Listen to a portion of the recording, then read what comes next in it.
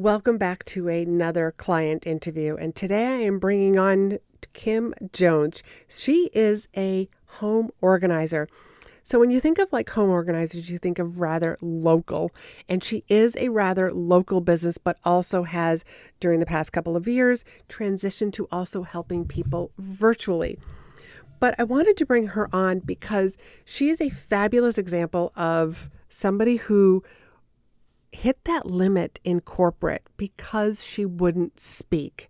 And because of that, she was just like, I'm just going to leave. I'm going to start my own thing. But she ended up working with me. And despite feeling that fear of public speaking, she took on this challenge also. And what's so beautiful about her story is that so much blossomed because of speaking.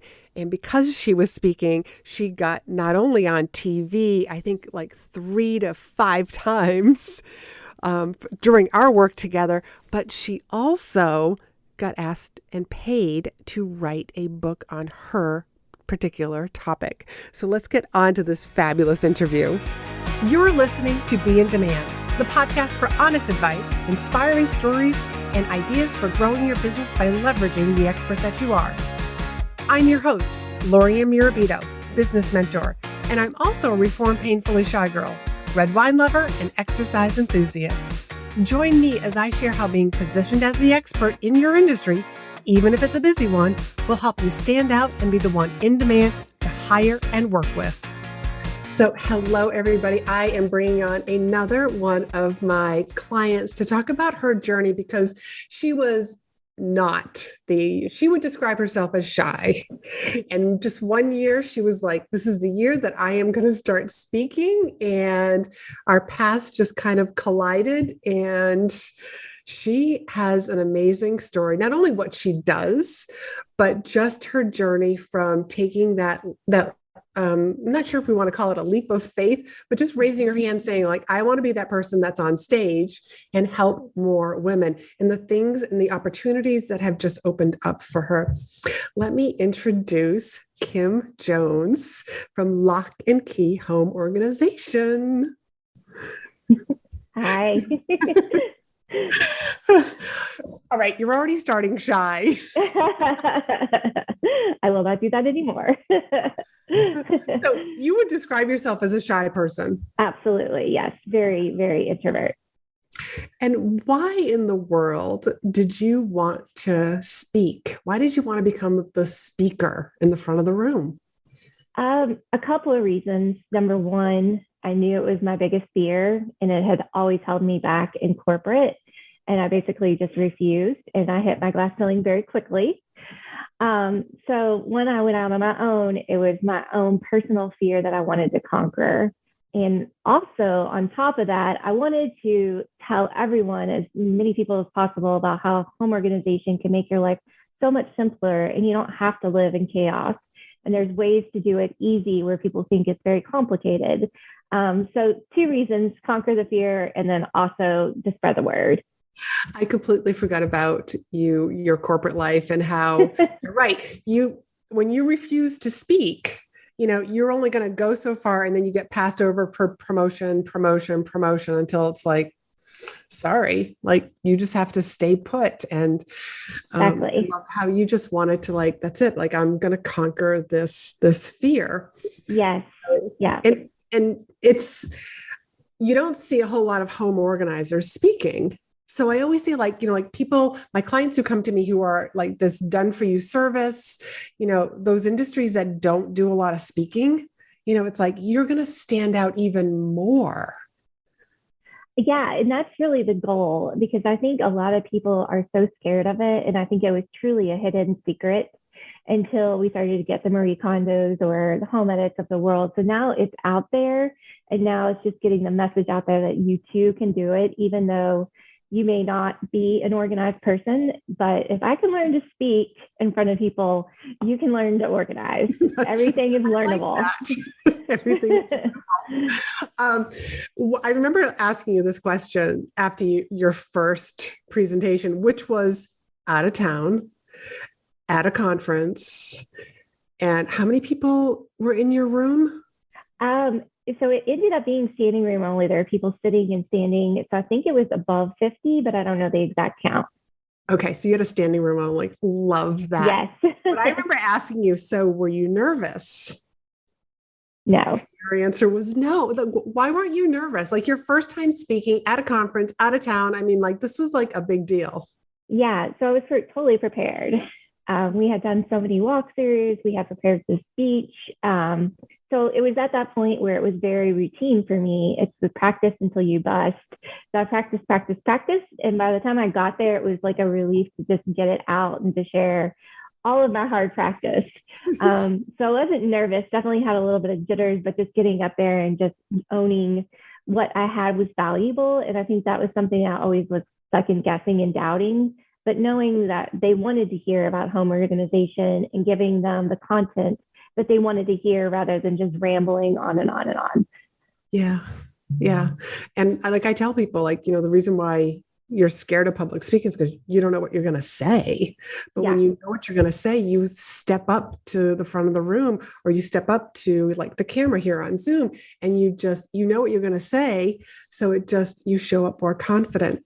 The funny thing about there's so much about that particular conference that you spoke at.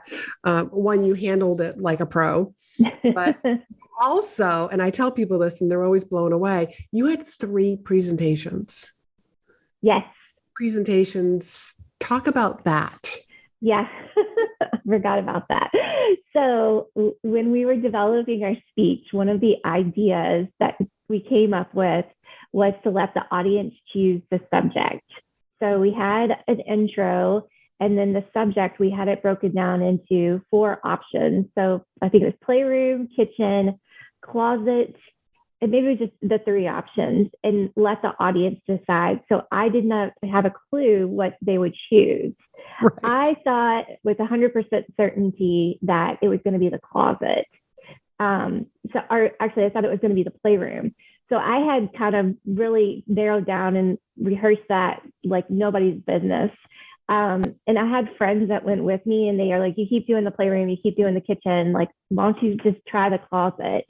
And I was like, okay. So I ran it dry once right before the presentation and ended up, unanimously being the closet. And I really think it's because all the moms, like they do everything for everyone else. They have the playroom clean and tidy, and they always worried about the kids with the toys, and they never do their closet because it's always the last thing. And it's a kind of like a self-care, and it's not something that they ever really address. So they were super interested in learning more about that, which is so interesting because if I had not given them the options, I would have talked about the playroom. Right. So when we were working through it and you had mentioned like, let's have a couple options and let them choose, I was like, ooh, like I'm going to be doing good to get through this like first time. I was like, let's just stick to the script. But the more and more we kept talking about it and working on it, I was like, this is a really, really good idea. And I love that they were giving their input to make it valuable for them, that they were getting the content they wanted. Yeah, nothing like giving you a challenge like, hey, your first time speaking and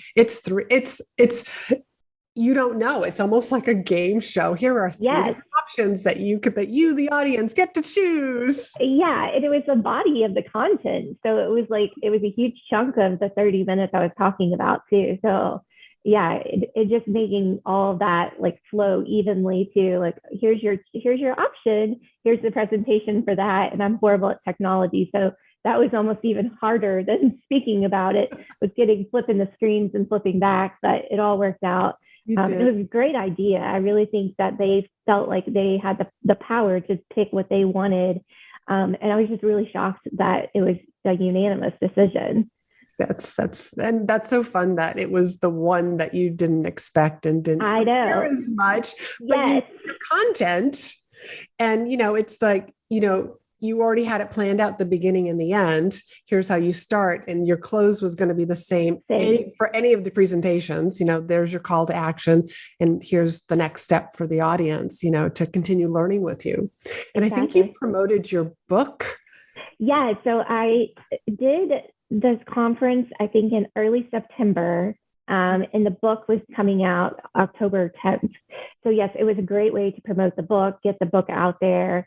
But I follow everyone on Instagram. I still have relationships with people I met at the conference, which is really interesting. So it's not just like a conference that, I would have gone to for corporate where I'd knock all the checks and I go home and trash all the stuff I didn't want. It was a really great conference. I found a lot of relationships, also with other speakers. I've done a lot of collaborations with other speakers, which has been huge because I never would have been able to give that platform. We've done giveaways with Mabel's Labels is one of the big ones that's been a huge supporter. And they've been so gracious to work with me on a lot of collabs, still doing it, going back to school. I love their products and they will, let me pitch my products. And that's relationships I never would have gotten without getting myself out there, like traveling to Dallas, dragging my girlfriends to go, and just make sure that I didn't have lipstick on my teeth, the small things, and kind of just the back room, nods and winks. They were truly empowering as well, but it's a great experience. It's not something that I will ever forget. And I never, ever would have gotten that experience if I had not put myself out there. Yeah. You had so many opportunities. I mean, we got you some media press, which is what got you the book deal, because Kim got paid to write a book for her industry. And that was a big deal. Yeah, it was. Yes. I still am like thinking whenever I talk about it, but it's not true, but it is. Yeah, it's huge because I did a ton of media in the summer leading up to the presentation in Dallas and just getting as much comfort level, as much prepared with the lights and microphones and all the things that aren't natural for me. And you think that you do a news segment and it's during the day and no one really notices, but I've got so much feedback of, you said this and it stuck with me. And you showed me how to do these small things that seem very simple, but when you're looking at the big picture, you can't break it down. So we did several news segments that summer, which were super exciting. How many did you do? Do you remember? I did 2 in the month of July, and then I did another 2 in the beginning of January for New Year's resolutions, one of which they were at my house in my closet, because that is actually my favorite thing to talk about. So it's like a pinchy moment still just to have like the news crew in your closet and you sharing with everyone in your community about how much you love doing what you're doing and how much you want to spread the word of how it can be such a different lifestyle and a simpler lifestyle, and you don't have to keep up with the Joneses. That's right. That's being a Jones. Yeah, no pun intended. Yeah. So what else has happened as a result of you stepping on the stage? You got the book deal, you've been in the media, you've been on TV. It's been a couple of years, I think, since we've worked together, but what else? Like just seem like that long. It doesn't, yes. I feel like it might be, but we're so in contact. So yes, maybe. But those are the things that get you the validation of being the professional. So having those things on my website have gotten a lot of other inquiries. Recently, I got the Zoe report, so I got to organize one of the editors who writes for the Zoe report, which they came to me and I wasn't even pitching them. It was not even on my radar. And so as soon as I got the call, of course, I told you about it. It was like, that was a great article. These are the experiences that I never, ever would have opened the door to myself had I sat in my box and continued to not face my fears. Yeah. It's just like opening a door and like, it's just like you're walking into Candyland. And it's like, I didn't know any of this existed because I was so hard-headed about breaking out of my comfort zone. Yeah. It almost like, this is the way that I'm going to build my business with, like putting my head down, one-on-one conversations instead of when you're speaking to, you said it was a standing room only. So let's just go with like, there were 60 people or more in that room. And that's 60 people that you got to talk to in 30 minutes. 30 minutes. Exactly. Mm-hmm. Yeah. It's crazy. And just like putting a different mindset of talking to a group of people in 30 minutes versus me spending the time. And I think that's something you had mentioned too, think about how much time it would have went for me to have a 30-minute conversation with 60 people, and how efficient it is to get out in front of them, let other people also ask questions that you were going to ask too. And it's just kind of like getting a little community together, and it was all moms. So it's really exciting just to see it all come to fruition. Yeah. I'm so happy with everything that you were courageous enough to raise your hand and do, and just, you, you just took that step of faith and just said, I'm just going to do this. Like, how would you say that you grew as a person?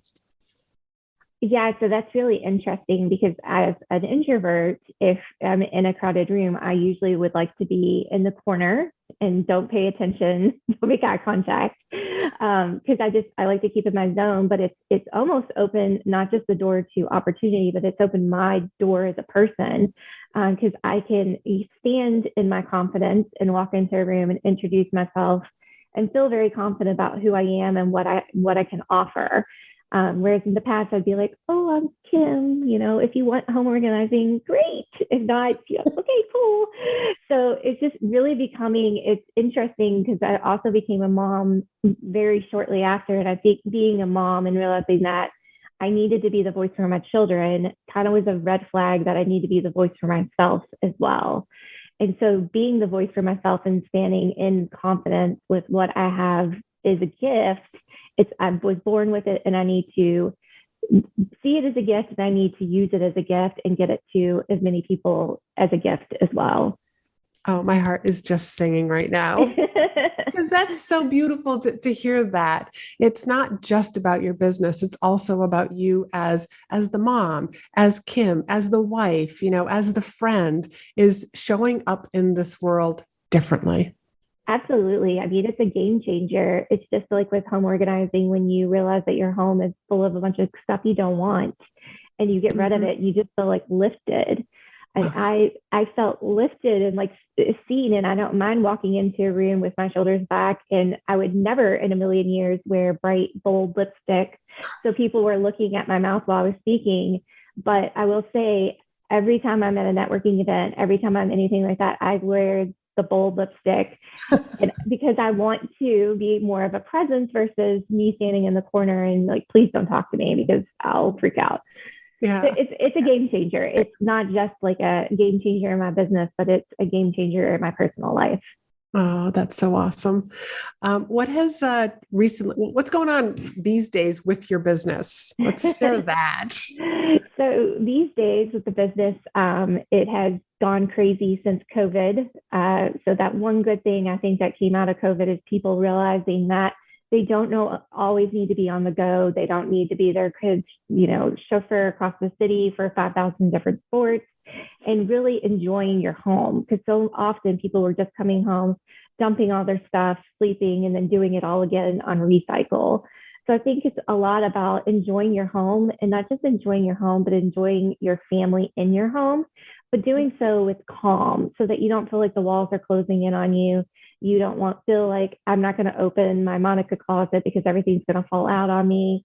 Being able to even just go into your basement and not be like, oh, like all the stuff is coming out, or I have boxes that have been there for 5 years that still aren't opened.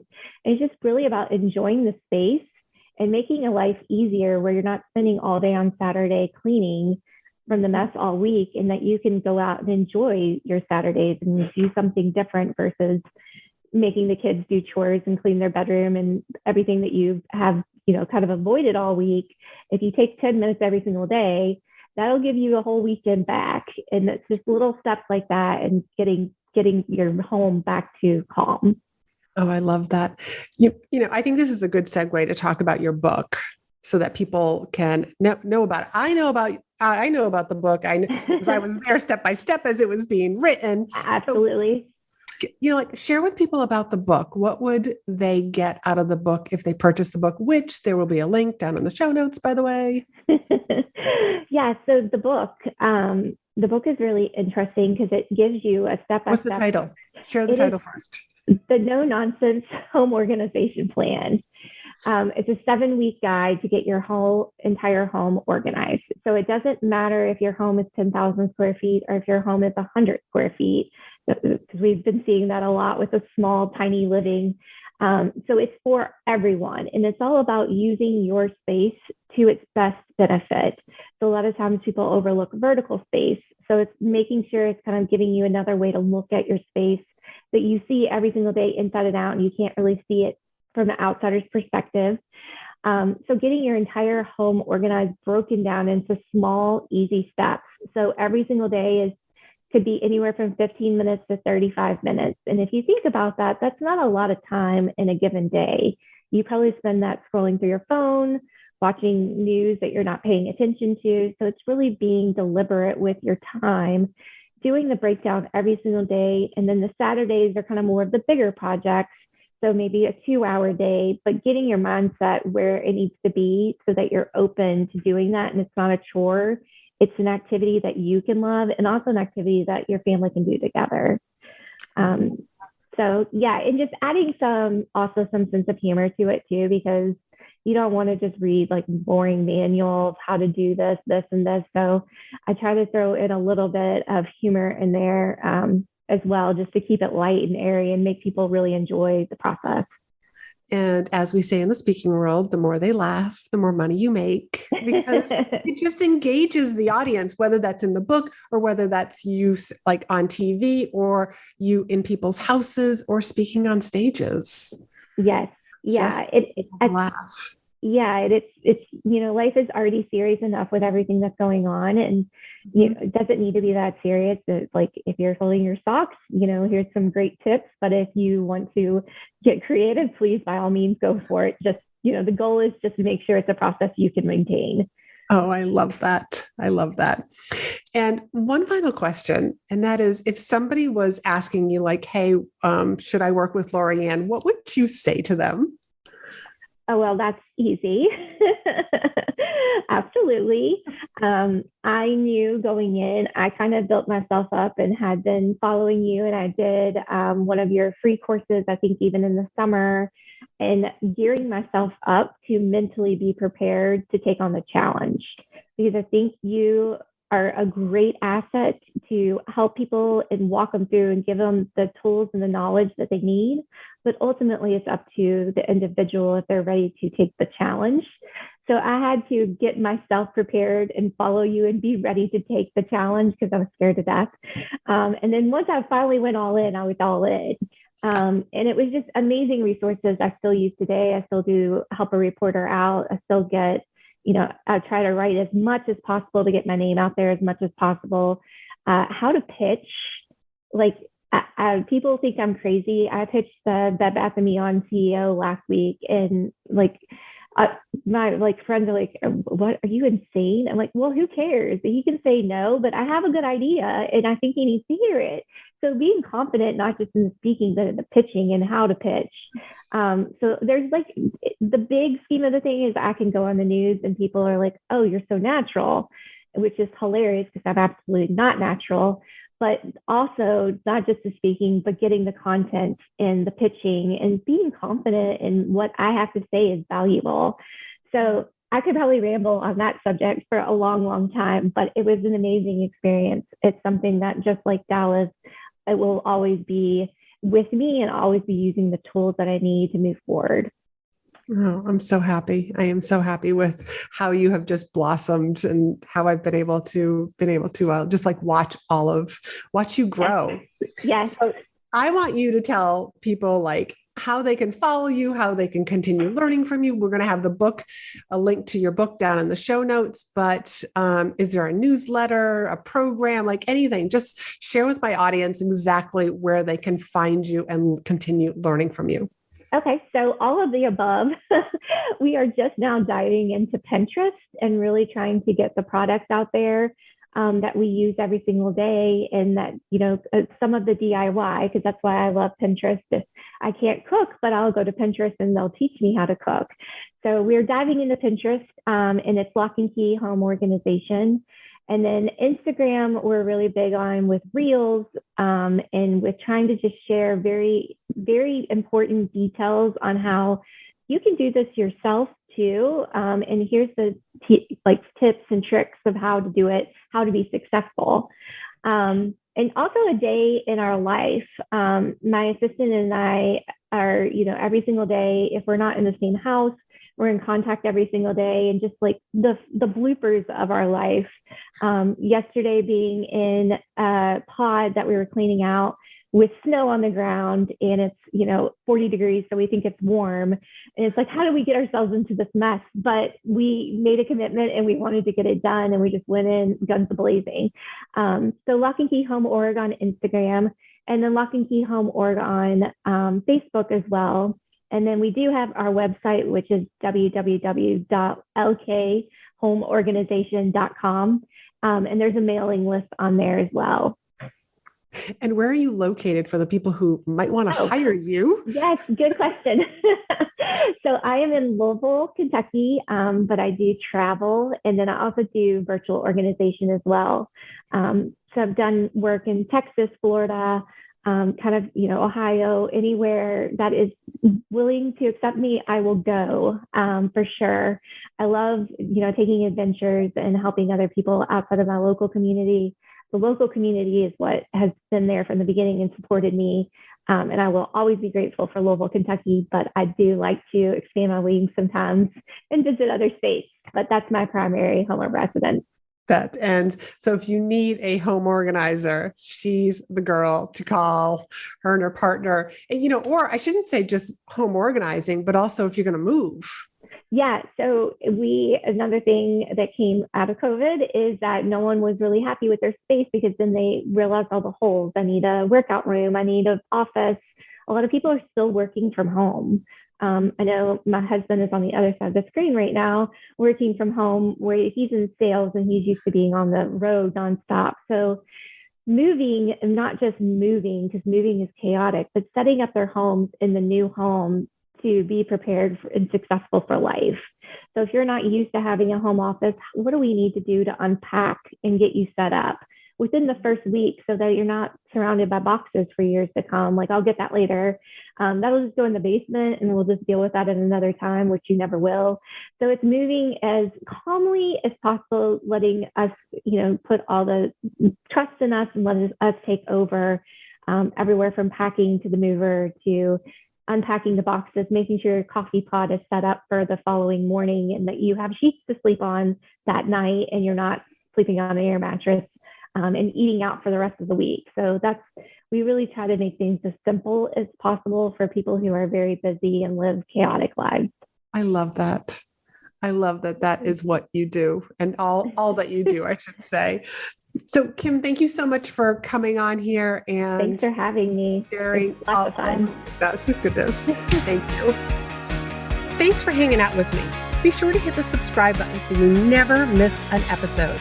And join me over in my private Facebook group for more tips, community, and free trainings. You'll find the link in the show notes. You can also help this podcast reach more listeners by leaving a review. And as a thank you, each month I pick one of my reviewers to win a free coaching call with me. So if you haven't done so already, please leave a review and you could be the next winner.